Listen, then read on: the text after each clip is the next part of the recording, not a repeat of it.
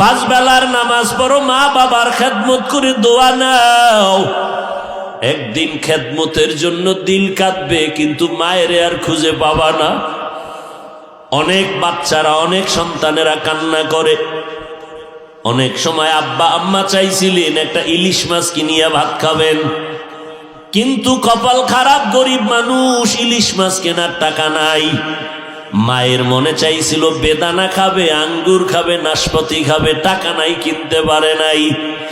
এরে সন্তান, আজকে তোর ফ্রিজে বোঝাই মাছ, তোর ঘরে ফলের অভাব নাই, কিন্তু যেই মা বাবা আফসুস করেছিলেন কিন্তু টাকা ছিল না খাওয়ার মতো, আজকে তোমার ফ্রিজে মাছ আছে, খাওয়ার মা নাই।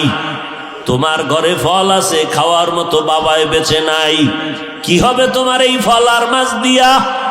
যেই মা তিল তিল করে নিজের রক্ত পানি করিয়া তোমাকে আমাকে মানুষ বানায় গেলেন রে বাবা, ওই মায়ের দোয়া ছাড়াই চেয়ারে বসতে পারি নাই।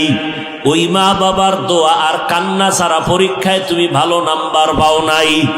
ওই মা বাবার চোখের পানি আর দোয়ার কারণে তুমি আজকে টাকার মালিক, বাড়ি গাড়ির মালিক, কিন্তু আজকে মা বাবার খেদমত করতে পারলা না রে বাবা। এখনো সময় আছে, নবীর তরিকা মতো চলো, লেখাপড়ার পাশাপাশি মায়ের দোয়া নাও।